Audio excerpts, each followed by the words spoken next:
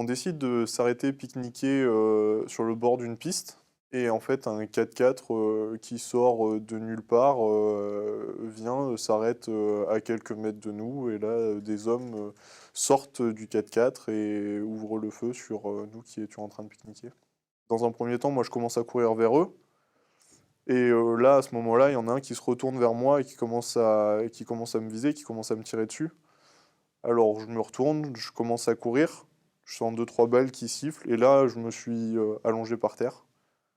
D'un coup, je me relève et disons c'est, bah, une vision d'horreur quoi. Les femmes qui sont en train de crier, de pleurer. On n'arrive pas à comprendre, enfin à réaliser que la situation est réellement en train de se passer. Après on a vite quitté l'Arabie, on est rentré en France. Et je me suis énormément consacré au sport, le sport m'a beaucoup aidé. Puis, il y a eu ce voyage qu'on a fait aux États-Unis avec ma sœur, avec, plein d'autres personnes victimes du terrorisme et qui aident beaucoup à se reconstruire.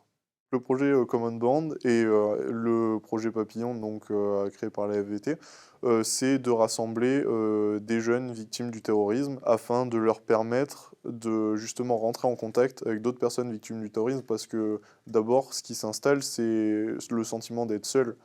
Moi, pendant, enfin voilà, de 2007 jusqu'à 2011, la première fois que j'ai participé au projet Common Bond, j'avais jamais rencontré personne, qui avait été victime du terrorisme et c'est vrai on se sent seul quoi et incompris, un peu. Donc le fait de pouvoir parler à d'autres personnes, qui ont vécu, disons, des événements similaires, ça aide beaucoup dans la procédure, disons, pour aller de l'avant.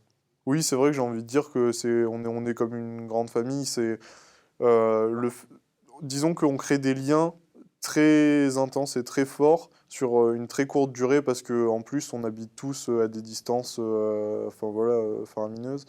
Donc on se voit pas régulièrement ni très souvent, mais le moment où on se voit, disons qu'on a des échanges très intenses, très forts et très vrais.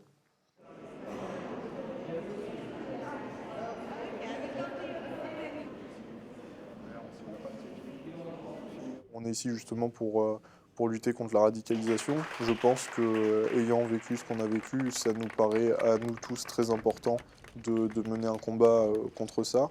On a un vécu particulier et disons que c'est ce vécu-là qu'il faut mettre en avant et qu'il faut exploiter dans le but de faire un monde meilleur. J'ai 22 ans, je suis encore en plein dans mes études, je sais que je vais continuer dans cette voie-là. J'ai le temps encore pour me concentrer, pour savoir exactement ce que je veux faire, quel projet j'ai envie de mener à bien et comment je veux apporter ma contribution à la société, sur ce point-là. On est retourné en plus cette année, en Arabie, enfin en janvier pour assister, au procès. Disons que d'y avoir été en début d'année, oui, on se sent, respecté, et à sa place, quoi et c'est vrai que c'est important. Ce qui est arrivé, on ne pourra rien y changer. Donc maintenant le but, c'est de continuer à aller de l'avant et de faire en sorte de vivre du mieux qu'on peut et d'être le plus heureux possible.